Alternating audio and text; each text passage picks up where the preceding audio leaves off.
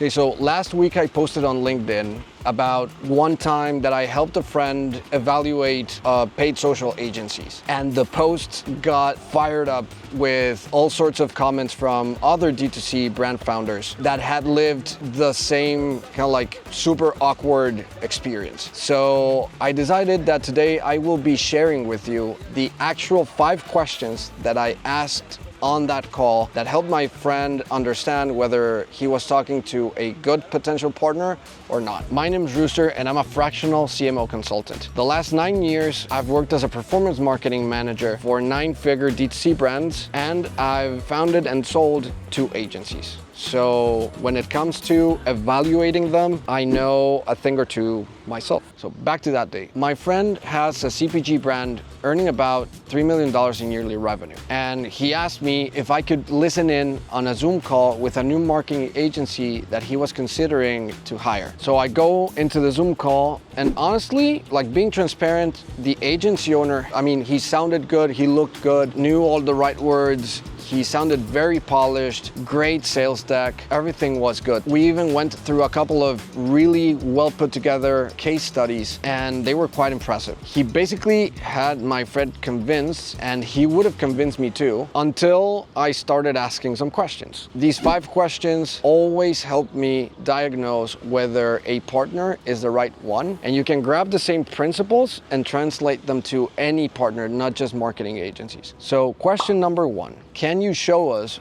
one of your actual dashboards? I felt the energy shift, and then he said something around the lines of, hey, we have to muck something up. We do everything custom and we don't have nothing to show you right now. So that was the first red flag. Why? Because performance marketing agencies have dashboards, and they should live in their dashboards. In a way, at least they should have some sort of tracker that they go to every day and update. They should be able to show you that on whatever, at least one of their templates. So that was the red flag number 1. The fact that they didn't have that just made me think, what are the numbers that these guys are focusing on? And if they're only looking at in-platform stuff, that's a huge mistake. So then I asked question number 2, who is actually going to be managing my day-to-day ad accounts optimizations? The agency owner said, it's gonna be Kyle, one of our media buyers. He's great. And I said, awesome. And I asked question number 3, how much experience does Kyle have? I'm not against junior talent. I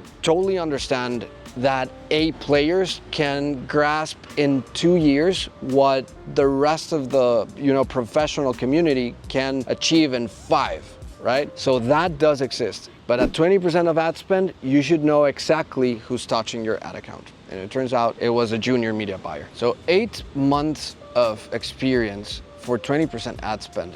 That's what we call the churn and burn method. We had stumbled upon an agency that had this junior farming model. And what that means is basically some agencies will go out and will hire junior talent and give them not junior level ad accounts, like mid-level or high difficulty level ad accounts, while they have a senior account manager selling and quote unquote dictating strategy. The issue with that is that on day-to-day optimizations, experience really does count. And at 20% of ad spend, you really should know who is gonna be touching your money. All right, so question number 4. What is your process for creating new ads? And that's a question that it has actually been asked to me and my team a lot of times. So the key thing is this: performance marketing agencies need to have creative systems. If they don't have that properly documented with good case studies of like, okay, how did I create this ad? Oh, well, it started in step 1, then step 2, then step 3, then step 4. If they don't have that, that's a huge red flag, because that's the core process in performance marketing. And finally, I dropped question number 5. Question number 5 is simple, is can you give me 2 references that I can speak to, if possible, within the same vertical? So now, obviously, the bad agencies will be defensive, or they will be like hesitant, or like, oh yeah, I don't know if my clients are gonna want to talk to you, whatever. Good agencies have happy clients, and happy clients always want to discuss their experience. The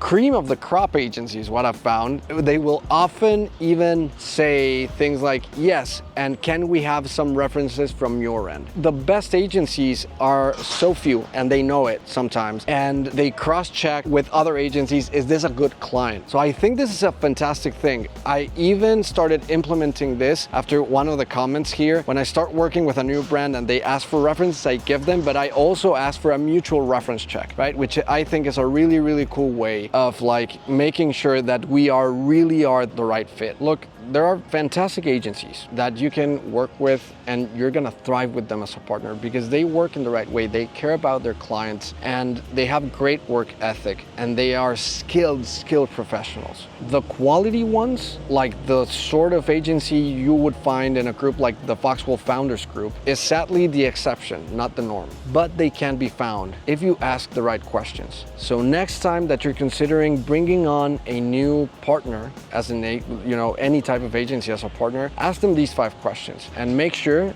that your expectations are going to be met and that you start your partnership relationship with the right foot. If you think this was valuable, I make new content every week and every day on LinkedIn. You can subscribe here, like this video if you found some value, and go follow me on LinkedIn because there's a lot of value bombs dropped there on a daily basis. Okay? Ciao.